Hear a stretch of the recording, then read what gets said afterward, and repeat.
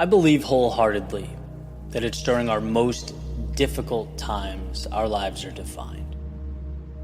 And I want to take a second and explain why I believe this to be so. Sort of a personal anecdote for sure, but a quick glance over my shoulder highlights that the best things in my life seem to have occurred after the quote-unquote adversity. The hard thing ultimately unveiling something meaningful, taking my hand and leading me down a new path. But here's what's particularly interesting. That same adversity can also be, and has been in the past, the reason that I've retreated further into myself, that I've doubted my ability, that I've felt down or embarrassed or defeated. It's not the adversity itself, but it's what we decide to make of it that determines our future. And so this is certainly a little heavy, but I think this metaphor sums it up perfectly. Take water, right? H2O. It's essential to life. It not only quenches our thirst and allows us to continue on in the world, but it's the foundation for life itself. We can't exist without it. Here's the thing though, that very same water can be the reason you drown, right? The very thing that gives life can take life away. The very substance required to carry on can be the reason everything stops. The outcome is dependent on our interaction with it. And when I think of adversity, I think of that very decision point, the fork in the road. What will this be? The reason, despite the pain, that I grow and push further into life? Or will it be the reason I shrink?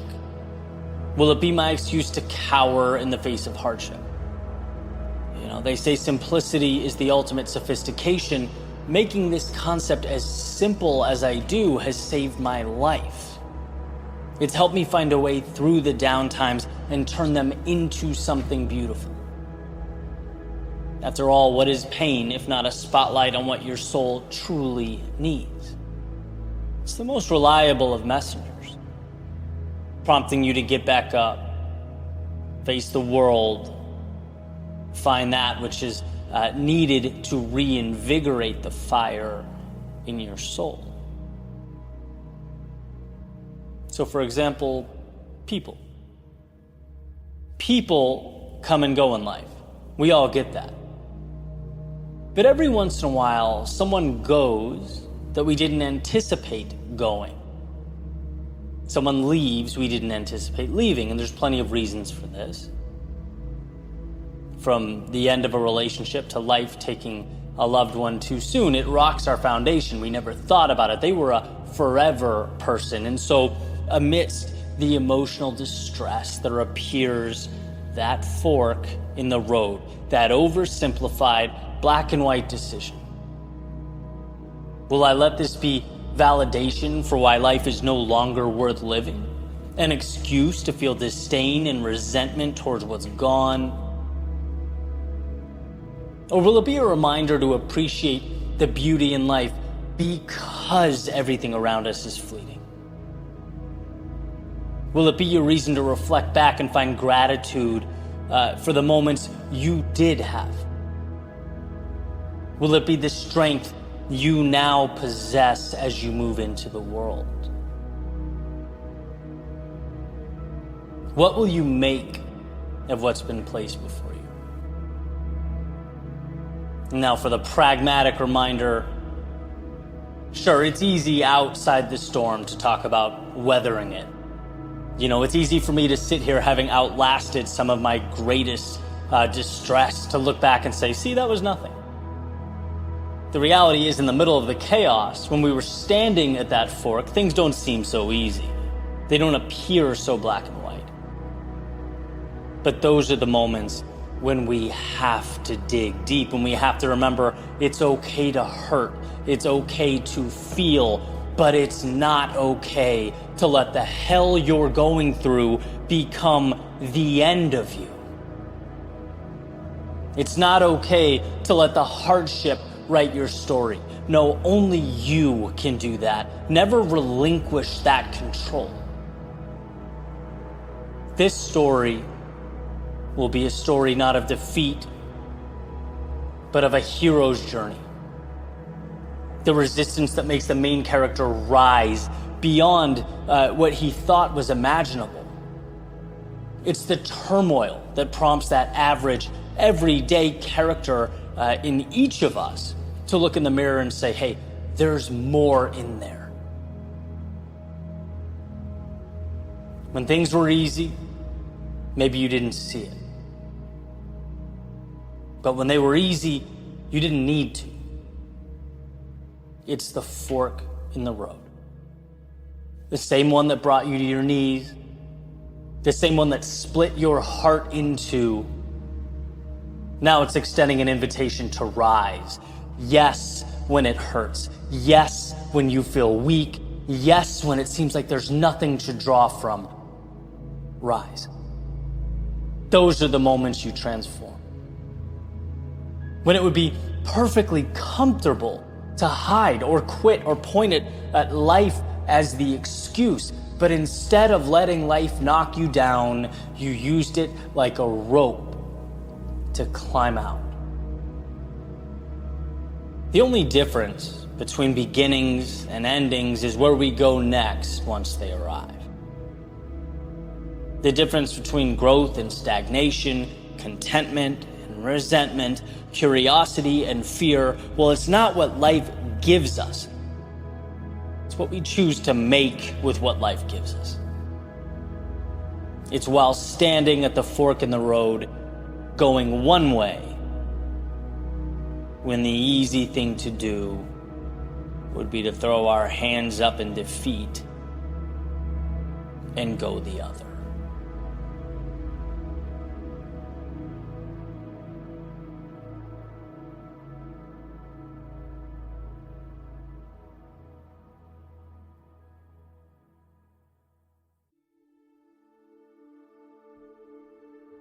Naval Ravikant has said inspiration is perishable, so act on it immediately. And what he means is those fleeting moments of excitement where you have an idea, a concept, those must be cashed in. They must come to life, otherwise they're gone before they had a chance to change anything. And see, what we don't really talk about much is that inspiration is only as valuable as one's willingness to act upon it. Just like a seed without the right nutrients can't grow, or a wheel is only useful once it touches the ground. It's the world able to act upon these objects that makes them powerful instruments. And so with that inspiration, that momentary jolt you've captured, the faster you act upon it, the more likely something comes of it. Inspiration transforms into action, which creates momentum and then more inspiration. And so goes the powerful cycle we must seek to create. Inspiration to action, to inspiration, to action. I talk all the time about the myth of perfection. The idea that the perfect moment is out there, that someone or something will give you permission. But no, that green light is self-created. And when it arrives, don't waste it. It's not about reaching a mountaintop right away. You don't need to create the perfect solution right now. But give yourself a chance to see those wheels hit the road. Allow that cycle of inspiration and action to propel you forward. Because so much of life comes down to what you did when that fleeting moment arrived, what you turned it into if you gave it life. A lot of people out there think that the secret to life is having the right answers. But I'm here to tell you, It's the courage, the willingness, the strength to move forward before you have them. To take that little bit of inspiration into the sunset. Let it mean something. Let it be a beginning. So when you look back years from now, you'll see that single decision to act meant so much more than what it felt in the moment. That single step you courageously took was everything.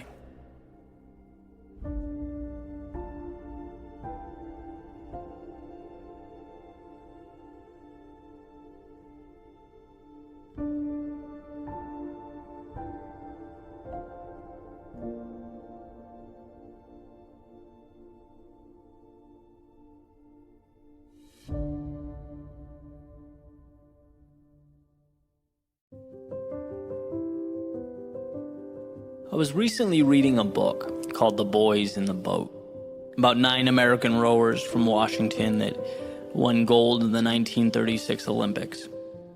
And there's this incredible exchange at one point in the book between the main character, Joe, who's part of that historic boat, and a man named George Pocock, who was not only a brilliant rowing mind that helped the team out, but he also had his own business crafting and making the boats, or rowing shells, as they were called, and he would make them and send them to schools all over the country. And so Joe's deal is that he's this natural talent, right? Strong kid, tough as nails, but just seems to lose his composure from time to time. Right? When he's in the boat, there are these moments of jaw-dropping excellence, unprecedented speed across the water, and then there are moments when he loses his focus, and the boat sort of follows suit, right? They're inconsistent. And so George Pocock, being the rowing expert that he is, made a commitment to see if he could help Joe figure that out, right? The mental game. So he calls Joe into his shop, and he starts showing him how he puts together these highly coveted boats, showing him the tools and the pieces and how it's nothing short of an art. He has sort of this divine respect for his craft. And at one point he pulls out a cedar plank that he'll be using to make one of the boats, and he points to the growth rings in the wood, mentioning that they tell the story of the tree's 2,000-year life. And so here's a quick quote from the exchange. He says, "Their thickness and thinness spoke of hard years of bitter struggle, intermittent with rich years of sudden growth. The different colors spoke of various soils and minerals that the tree's roots had encountered, some harsh and stunting, some rich and nourishing. Flaws and irregularities told how the tree endured fires and lightning strikes, windstorms and infestations, and yet continued to grow. Almost as if there was something sacred about it. The wood taught us about survival, about overcoming difficulty, about prevailing over adversity, but it also taught us something about the underlying reason for surviving in the first place. Something about infinite beauty, underlying grace, about things larger and greater than ourselves, about the reasons we are all here." I paused after reading that and thought for a minute or two, what is it about those rowers crossing the finish line after giving everything they have that touches us so deeply? What is it about a cedar tree standing the test of time, those 2,000 years of adversity, only to triumphantly pierce the sky when all is said and done? It moves us because it tells us what we already know, yet forget. In our hearts believe, but often fail to see. That we are greater than the sum of our parts. Ernest Becker, when he was touching on the aspect of the human predicament, he famously noted that we are simultaneously worms and gods, earthly and divine. And I think it's in those moments, the crossing of finish lines, the times we did more than we ever thought possible, or looked back and smiled about all we overcame, It's in these times we're able to transcend the mundane, the everyday. We're able to remind ourselves that sure, some aspects of us are merely human, but no aspects are ordinary. The greatest power one can witness is that of the human spirit, bending but never breaking, making light of the odds and an example of the predictable. So know that whether now is difficult or not, it's part of your journey, a defining chapter in the incredible story of your life. And if you find yourself up, cherish that. It's more precious than gold. If you find yourself down, remember that you'll look back on this growth ring of your life and be grateful that it gave you that which smooth sailing never could. Because at the end of the day, all you have is what's in front of you, the next move, the next step, and the faith that all these little pieces will someday mean something, that standing the test of time will speak for itself. At your finish line, whatever that may be, it will. You'll look back and see that without your knowing or awareness, they propelled you into the current moment. They gave life to something beyond the realm of worms and dirt, beyond the realm of humans operating in their day-to-day world. No, they allowed you, for a moment in time, to touch the infinite, if only to prove to yourself that you could.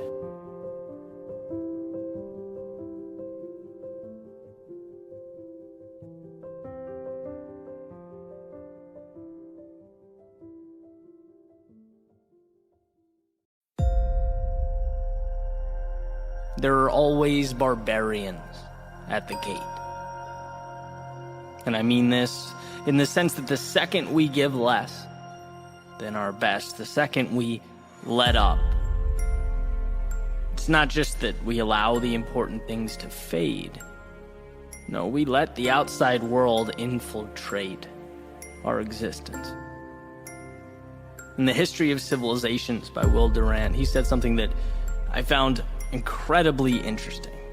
He's talking about the fall of the Assyrian Empire, and he says barbarism is always around civilization, amid it and beneath it, ready to engulf it by arms or mass migration or unchecked fertility. Barbarism is like the jungle.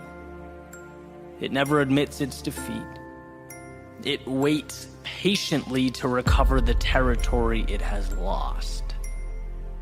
See, in those civilizations Durant speaks of, they knew they were always living with the threat of an attack by outside forces that oppose it, knowing that calm and quiet wasn't the rule, but the exception to the rule. And in its weakest moments, it crumbles. In fact, Durant says societies are born stoic and they die Epicurean, right? Created from discipline, but fall apart when people take what they have for granted, when pleasure and leisure become the standard. It's almost like society is a submarine keeping out the ocean of human nature, constantly putting pressure on it, right? And why does this matter? Well, this is what's interesting. Compare it to this idea that I found in Jim Rohn's collection of lectures, where he's talking about life's concessions. He says even small compromises with regard to your goal matter. Giving in, even a little bit, can be dangerous. Saying, oh, it's just one time, is a wolf in sheep's clothing. Because it begins the process of the downfall. Plants a seed, it cracks the door for those barbarians waiting patiently outside the gate. The ones who know discipline is not guaranteed. Discipline is built, manufactured, it must be protected. It is the exception to the rule, and they are chomping at the bit. Given the slightest opportunity, they will bring it to ashes. And this matters because it's up to you to protect that which is worth protecting. You ever have one of those days or weeks that are insanely productive or enjoyable, and you just think, this is great, I need to do more of this, I need to sustain this. And then time goes by, The outside world sneaks in, and the prospect of continuing that routine slips away, crashes, because parameters were not created, because you let it slip once. And once doesn't mean you'll pick up where you left off. No, once is whispering to your subconscious that it's okay to concede. It says, oh, it's all right, I'll stray from my path just for the important things. I'll only crack the door for the barbarians when I need to. But now you're in an interesting situation. How do you measure when it's important enough to quit or stop or cheat? And trust me, I understand that life is complex. It's not black and white, but the areas we grow the most are the same areas where we leave no room for negotiation. X, Y, or Z is going to happen because it is who you are. And that door, it stays shut to the outside world, the mediocrity telling you your plans don't matter, to the barbarians outside looking for any excuse to infiltrate or destroy. And see, the point is not to avoid fun or leisure or the enjoyment of life. No, of course not. What I'm advocating is that we highlight the aspects of life that are non-negotiable, the things that mean a lot and are therefore subject to the ever-reaching arm of retreat. You don't have to do this, the barbarians will tell you. Once isn't the end of the world, but what life shows us is that greatness isn't one crazy or monumental action. It's keeping the intruders out where they must be restrained, remaining diligent in one's pursuit towards something more. Yes, there are always enemies at the gate, but there is also within you the ability to keep them in check, to tame them, to differentiate between your world and theirs. And in your life, your world, your empire, you are the gatekeeper.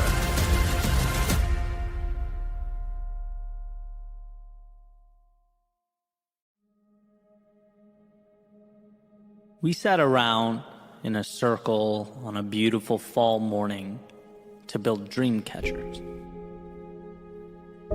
Something, to be honest, I never saw myself doing in a million lifetimes. The feathers and strings and beads and glue stretched out on a blanket in the middle of the circle. As we built, we took what we needed piece by piece. It's safe to say mine was far and away the least, let's say, aesthetically pleasing of the group. Black and bright yellow string wrapped around the top, above which an assortment of random beads sort of dangled carelessly below. It wasn't the most beautiful dream catcher ever made, but it was mine. After a quick Google search, I learned that some Native Americans believe that the air at night is filled with dreams, both good and bad, and that the purpose of the dream catcher is to protect from the bad ones, the nightmares and the evil spirits. Interesting, I thought, putting it away, expecting that to be that and life to move on. But a few days later on the flight home, I got up mid-flight to grab a charger out of my carry-on overhead. And in the same side pouch was, you guessed it, that little black and yellow dream catcher. One of the dangled strings had snapped. My sloppy craftsmanship already was causing the top to loosen up. But something compelled me to grab it, along with my charger, and I sat back down. I had 8.5 hours to kill, put my chair back, and closed my eyes. The previous week had been an important one. A complete break from, my typical day-to-day routine. And probably more important, some forced introspection. I like to think of the trip as briefly leaving the heart of a city. Which, when you're in a city, you obviously know you're there, but you can't really grasp the magnitude and scope of the place. Not until you leave it and see it from the outside. The gorgeous skyline with the lights and buildings that extend into the clouds. A picture you only get from a distance. That skyline from 5 miles away just doesn't feel like it could be the same place you live in. You navigate every day street by street with car horns and cafes and people talking, coming and going. It just kind of flips life upside down for you. It presents new perspectives and questions, and I felt like that's what I'd done. Stepped outside that metaphorical city. And I'd picked up a solid handful of new questions. There were plenty of firsts for me. Met some incredible people, tried new things, went new places, explored new foods. All made me realize that, my worldview had slowly over time, as tends to happen when unchecked, collapsed in on itself. That there was so much more, so much hope and opportunity, so much left. To the extent that the flight back didn't feel like the end of a trip. It felt like the beginning of something new. Like I wasn't leaving these things, I was taking them with me. But here's the deal. Beginnings only matter if you make them matter.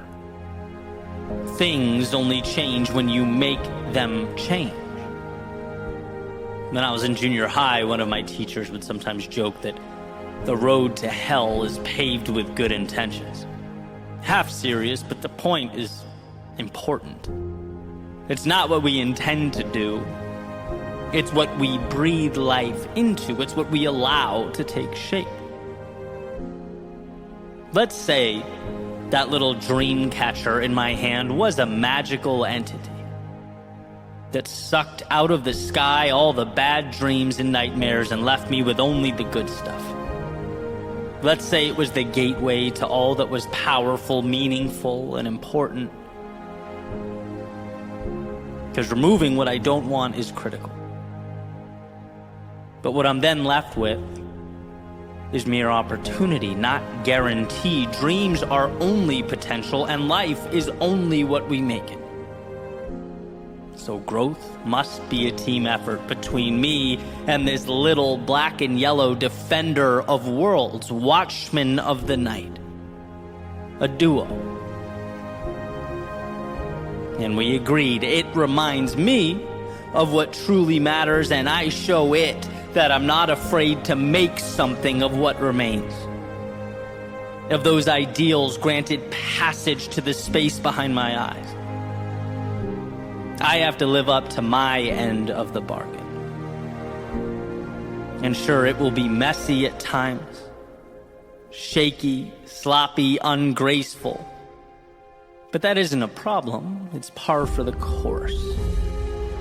Plus, my lack of elegance will get no sympathy from my unraveling black and yellow ball of string and disordered beads. Right? The goal is not perfection. It's organized chaos. It's a commitment to the unknown, to taking the pieces and building something with them, even when we don't understand what it will become. And as the pilot's voice interrupted my sleep through the intercom, letting us know to prepare for landing, I realized the magic of where I'd just been and how it would evolve into the road ahead. That when we know in our hearts life is pointing us a certain direction, when we've separated the good dreams from the bad, we are halfway there. Now we must have the courage to realize what's possible. To be strong enough to stand up when we have something to say. To embrace what calls to us, to explore where our paths may lead. To get up and dance when the music plays, to stop holding back tears when they must fall, to smile when our hearts intend, to leave the old stories and narratives behind, and to step beyond our egos and towards our authenticity. This is how we make sure that the dream catcher's work is not in vain. It's how we make the most of this gift we've been provided. And so we sat in a circle on a beautiful fall morning to build dream catchers. Maybe not to collect the bad dreams, but to remind ourselves that it was okay, no, necessary, no, everything, to let ourselves make the good dreams reality.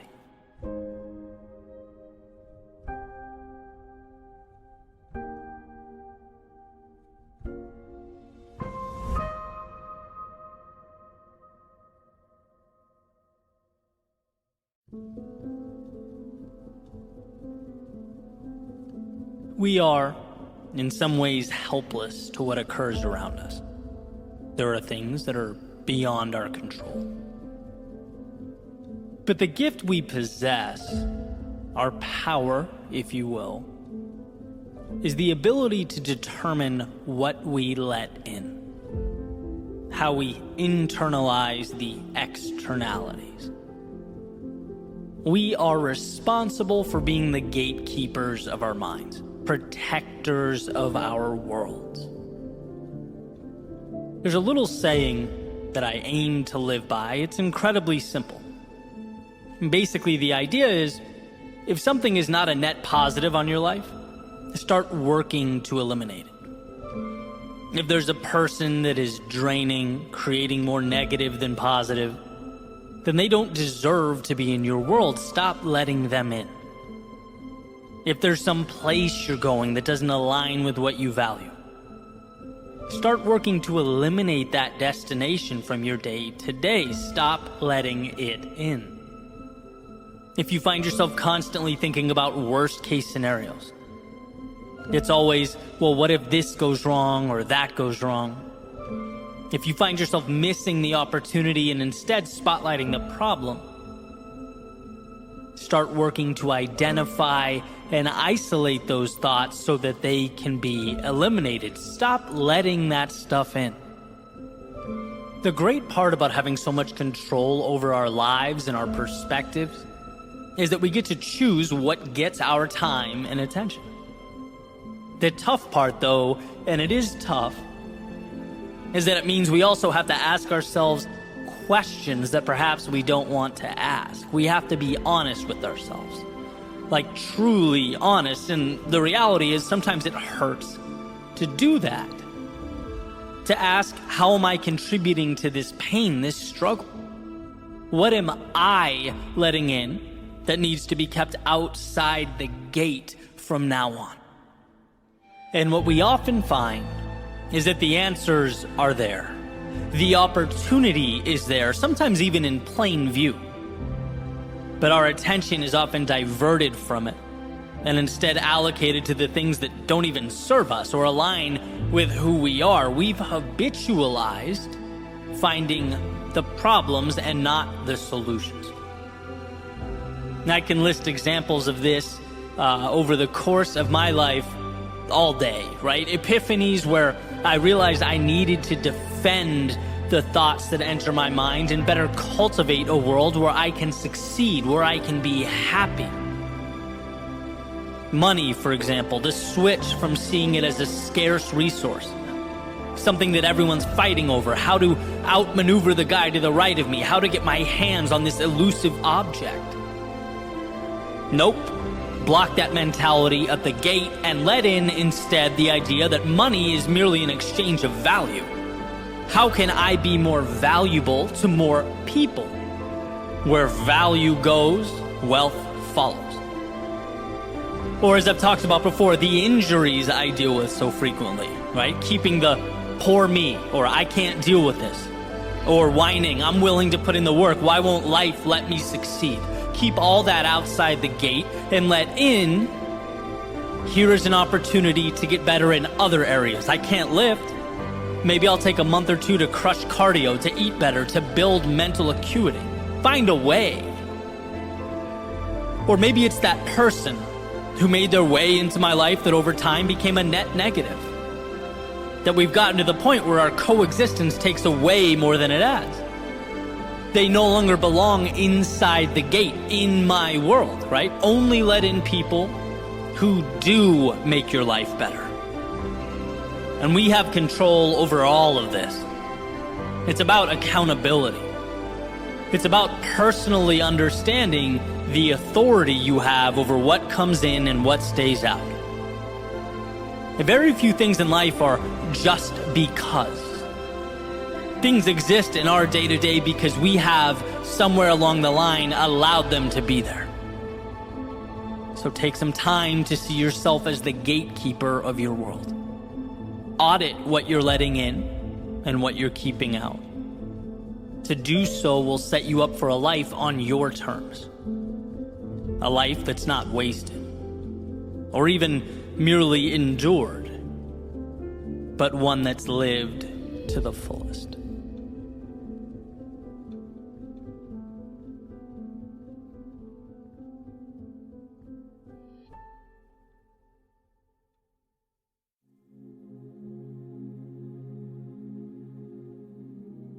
When you're at your lowest point, you are, often without realizing it, positioning yourself to arrive at your highest point. Potential energy accumulating to propel you through an atmosphere of new beginnings. See, I believe our adversity is life asking that we submerge and dive deep.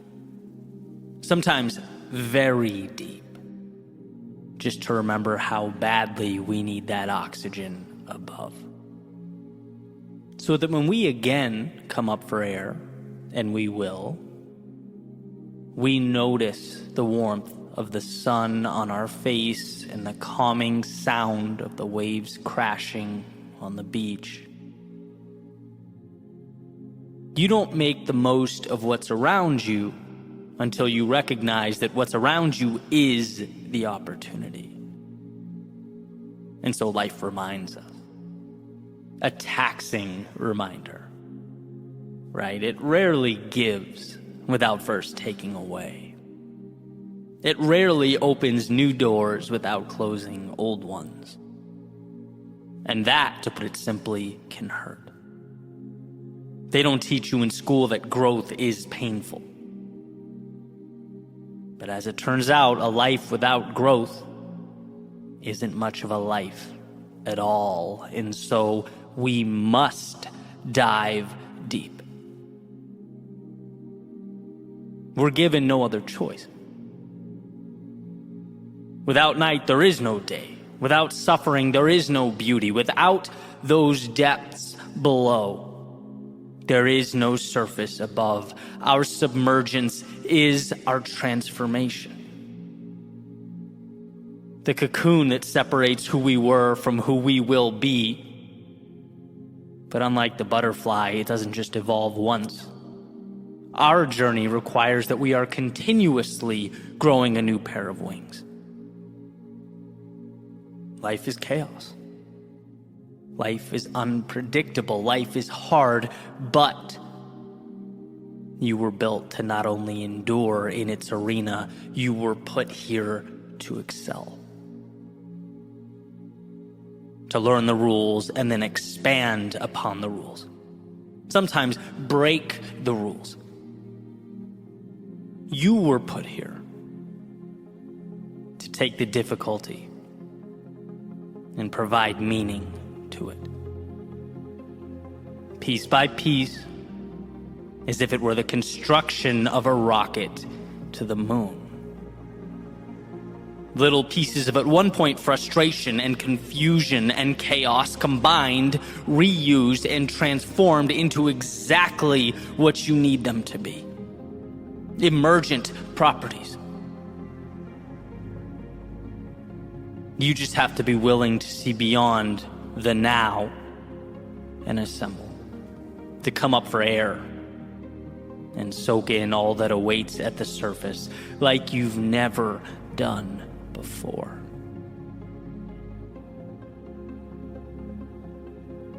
The other day, I was texting with a friend of mine.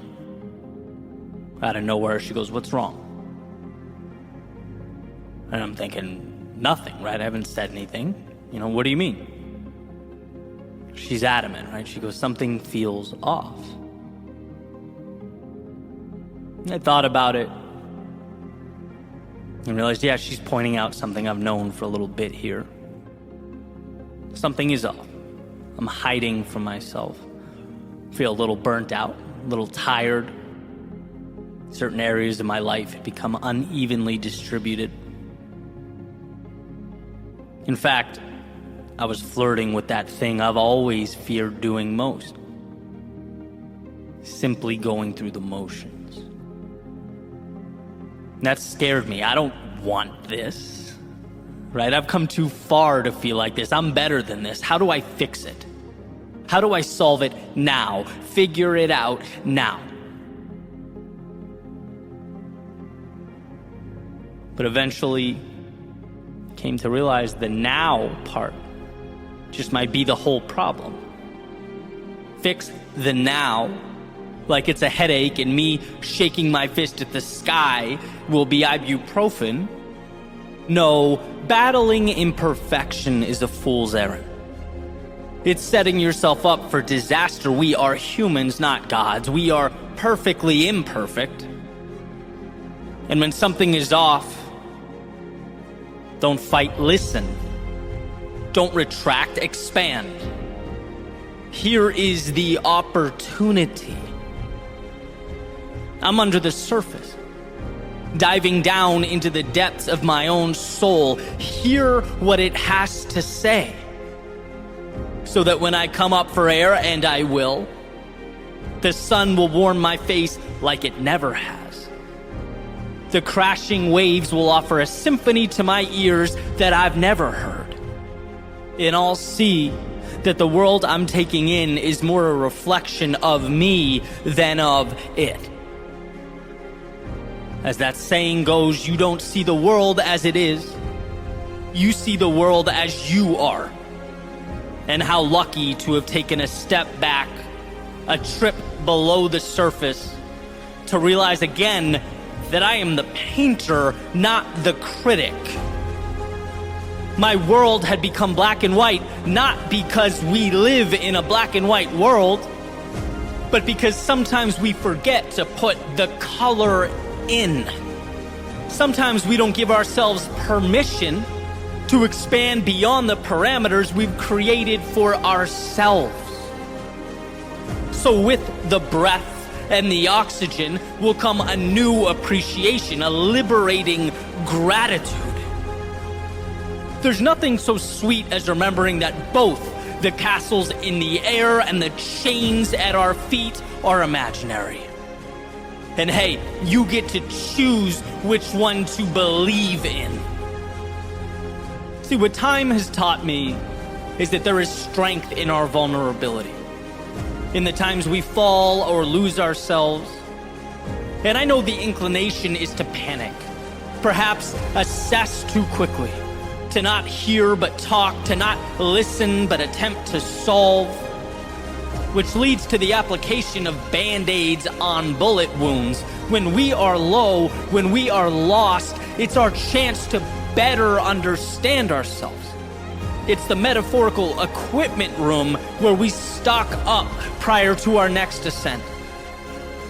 And if I could emphasize one thing, it would be that our perceived understanding of life, it oscillates. Sometimes we feel like we get it. We do. And sometimes we feel like we're sprinting with our eyes closed. It's a riddle we will never fully come to solve. But I do know one thing. We can't change the unpredictability of the world, but by observing, by listening, by getting back up, we can change ourselves.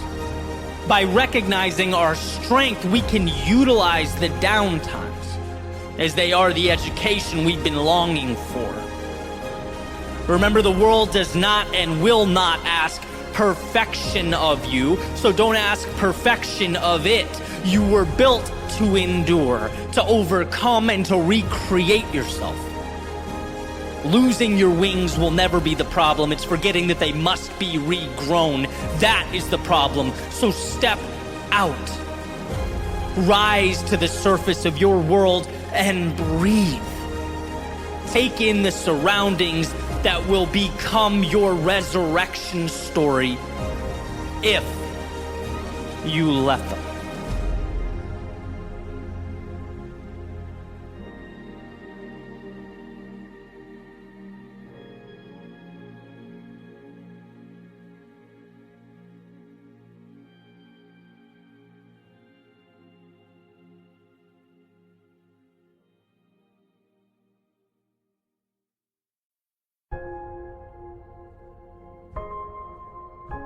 Quite some time has gone by since the last letter I wrote to my younger self.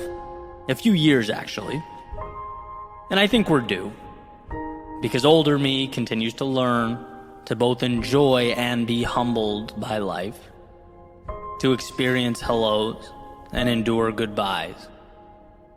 To win and to lose, to acquire and to cut away. The world is a maze of complexity to navigate. And maybe we should start right there. Because look, kid, there are some fundamental ideas about life that you just have wrong. There is no door that you walk through where you suddenly go from not understanding to finally having all the answers. Part of growing up is realizing how little human beings know about anything. And that's okay. What you'll understand is it's not a reason to run, it's a source of courage to draw from. Oh, but adults are wise, you might think. No, adults are just children with mortgages.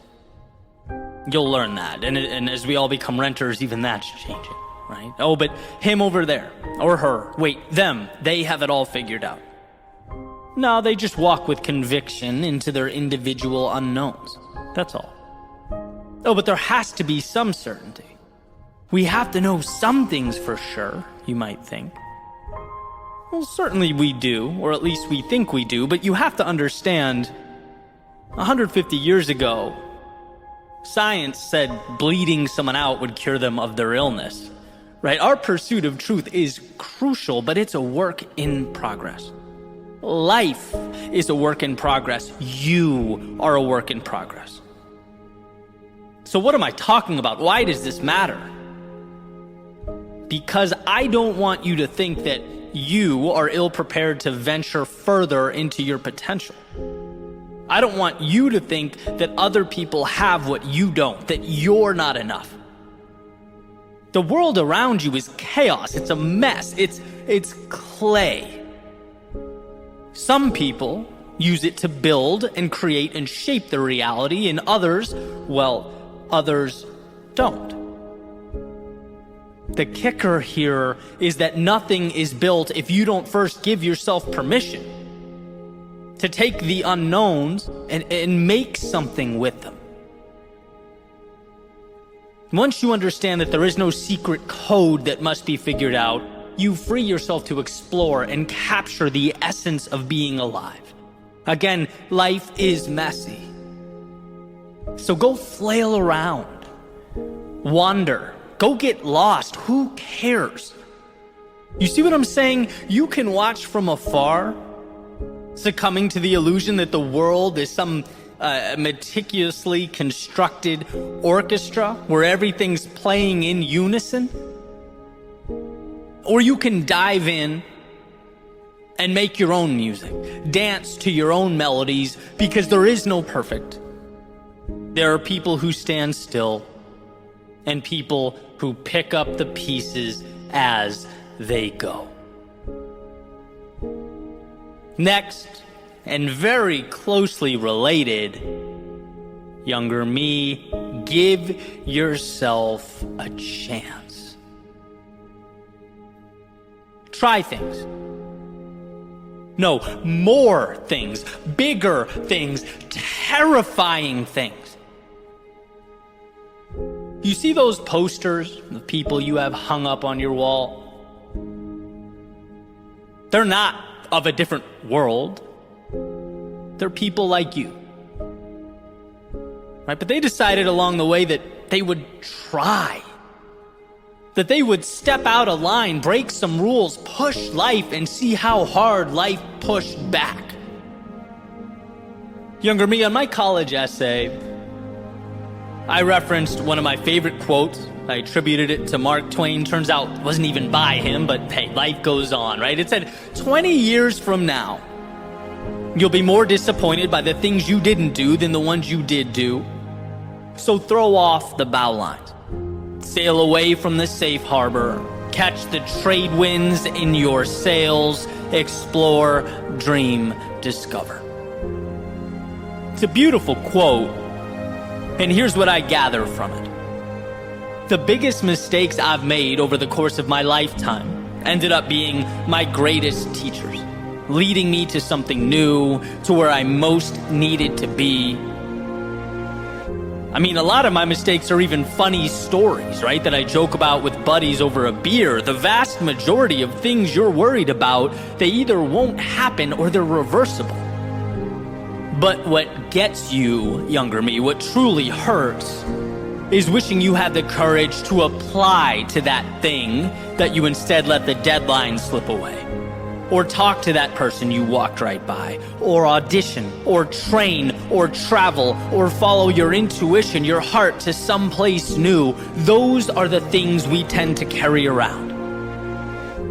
The second you learn that not going is far scarier than stepping out into the unknown, you'll possess a perspective that's incredibly valuable. It will change your life. And lastly, this one's kind of hard to articulate, but let me tell you, it continues to resurface. Here it is. If your intuition is telling you something, listen. Trust it. If something feels wrong, let it go. If it feels like it's where you need to be, you're being pulled in that direction, explore, move towards it. When you know in 30 seconds that someone isn't a good person, don't give them your time. When something doesn't align with your goals or objectives, don't feel bad walking away. When something excites you, trust that feeling. This is all intuition, and I've come to find that initial response to be more and more valuable. What that feeling is telling you matters. Don't turn your back on that. Now, of course, there's a line we have to walk, or an element of pragmatism we have to hold on to. Sometimes, when we're particularly upset, it makes sense to let the emotions subside and allow rationality to enter. But this is more about being aware of who you are and what you want, right? Don't talk yourself out of what you know you want and into what you know you don't. Life gives clues. It's not always 4D chess. Sometimes it can be simple. What's needed is right there. But you have to look around. You have to listen and trust yourself, and no one will ever know you better than you. But if you tune yourself out, then how can you have a shot at living a meaningful life? One on your own terms would be impossible. So younger me, trust yourself. Beyond what anyone else tells you is best or most beneficial, again, those are answers only you know. So listen to you.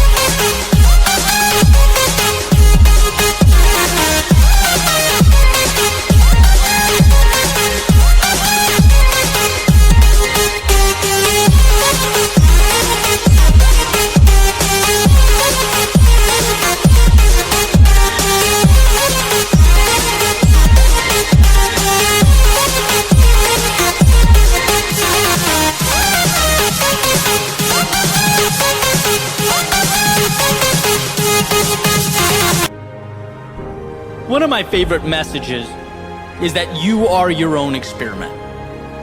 That as we move forward into the haze of the unknown, we understand that at times we'll fall. At times we'll see our plans disintegrate right in front of us. But this is, when we step back and really examine, not a cause for alarm, but a chance to celebrate. Celebrate because the world pushing back at you implies that you are moving forward. And that is strength. As the saying goes, in the broken places, the light shines through. Younger me, promise me you won't be scared of breaking. That you won't fear leaving the harbor. Because nothing out there is bigger than you, or too much for you to handle or navigate. The funny thing is, younger me, that your journey is reliant on you giving yourself permission to go, to see, to explore. All that starts with you greenlighting your own adventure. But remember what I'm telling you. There is no rubric for life, it's trial and error. Remember that if you don't give yourself a chance, you simply watch the opportunity slip by. And remember that you are the only one who knows what's best for you. So trust that intuition. The world will be whatever you choose to make it. And my hope is that you realize you are strong enough.